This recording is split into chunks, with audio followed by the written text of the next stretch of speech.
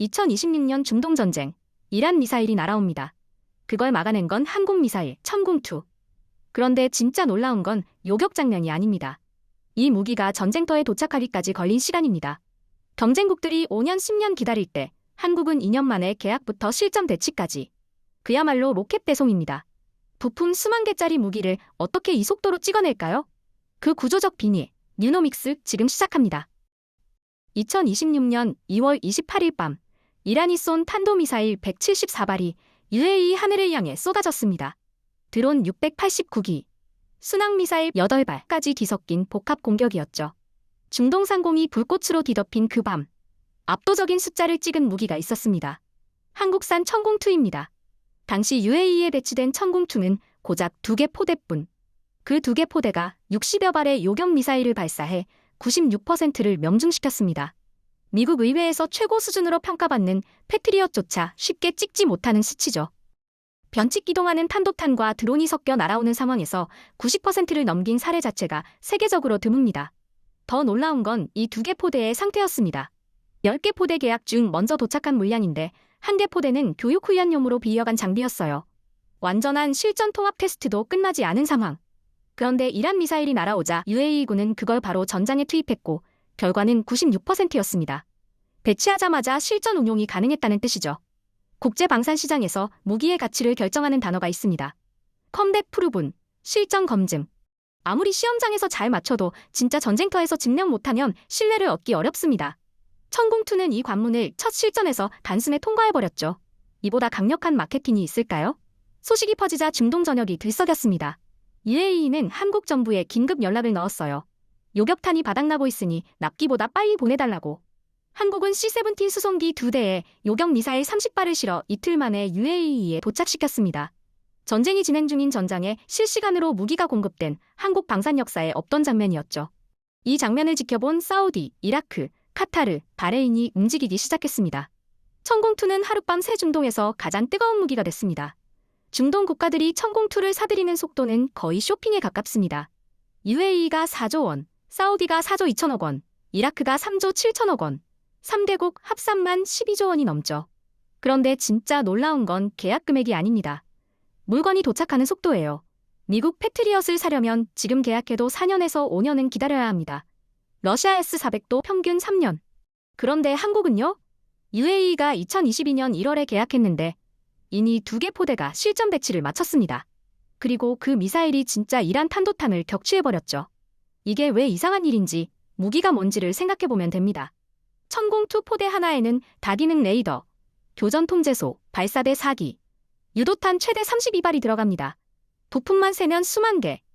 레이더 하나에 들어가는 반도체 칩만 수천 개가 넘어요. 이걸 설계하고, 조립하고, 테스트하고, 배에 실어 중동까지 보내고, 현지 군인들 교육까지 시켜야 합니다. 패트리엇이 4년 걸리는 이유가 있습니다. 미국 방사는 설계 따로, 부품 따로, 조립 따로예요. 로키드 마틴이 미사일 만들면 레이시온이 레이더 깎고 또 다른 업체가 통합하죠.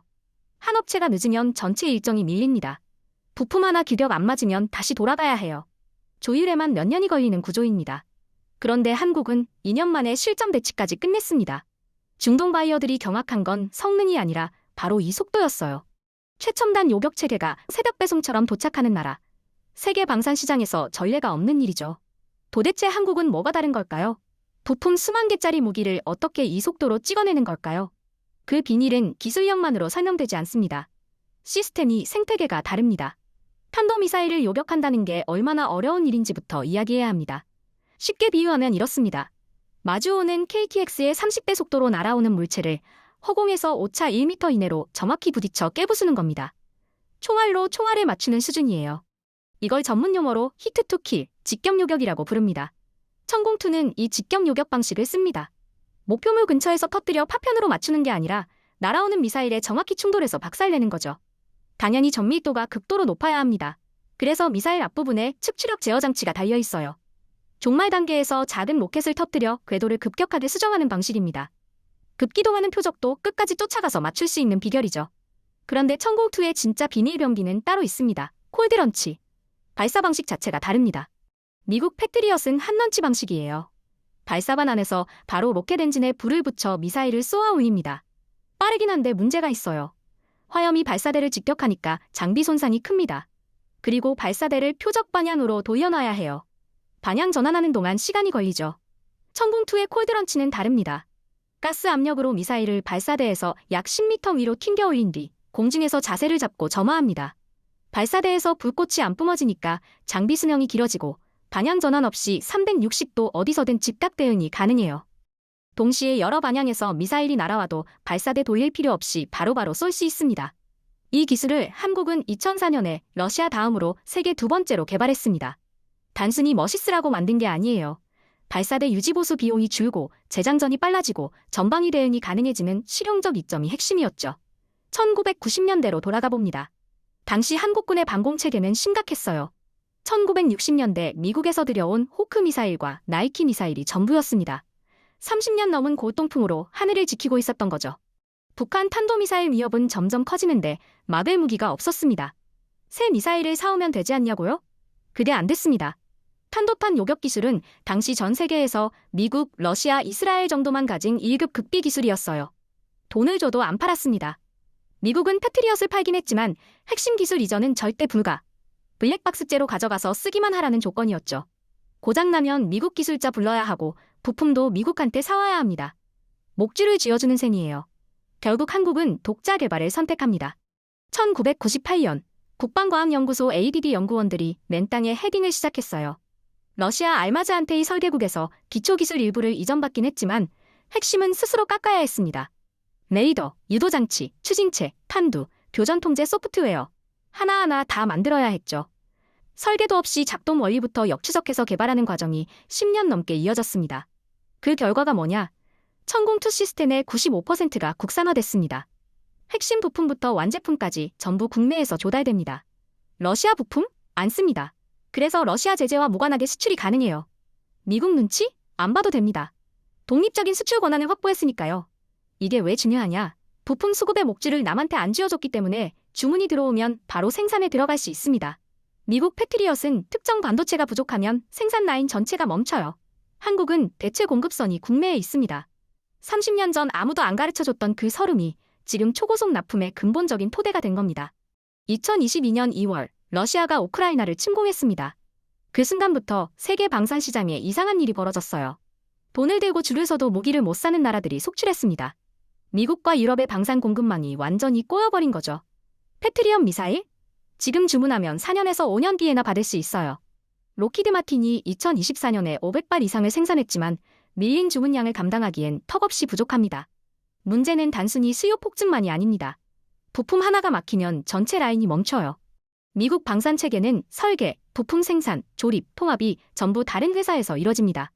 한 업체가 반도체 수급에 실패하면 나머지 공정이 전부 대기 상태로 들어가죠. 글로벌 공급망이라는 게 평소엔 효율적이지만 위기 상황에선 치명적인 병목이 됩니다. 한국은 왜 이 병목에서 자유로웠을까요? 두 가지 비밀이 있습니다. 첫 번째, 부품의 95%가 국내 조달입니다. 해외에서 반도체가 안 들어와도 국내 대체 공급선이 있어요. 특정 부품이 막히면 즉시 국내 협력사가 투입됩니다.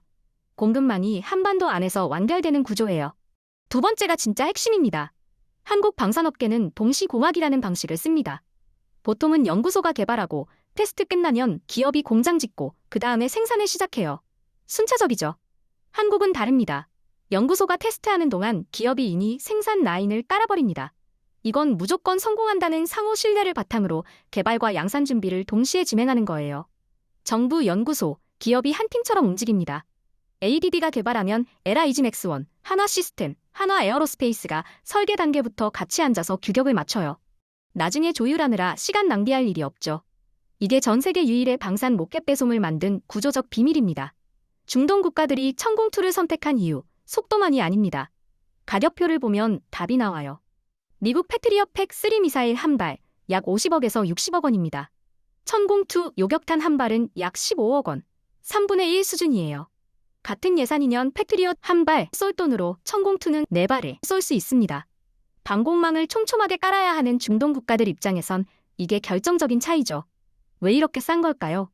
단순히 한국 인건비가 싸서가 아닙니다. 구조가 다릅니다. 부품의 95%가 국내에서 조달되니까 중간 마진이 안 붙어요.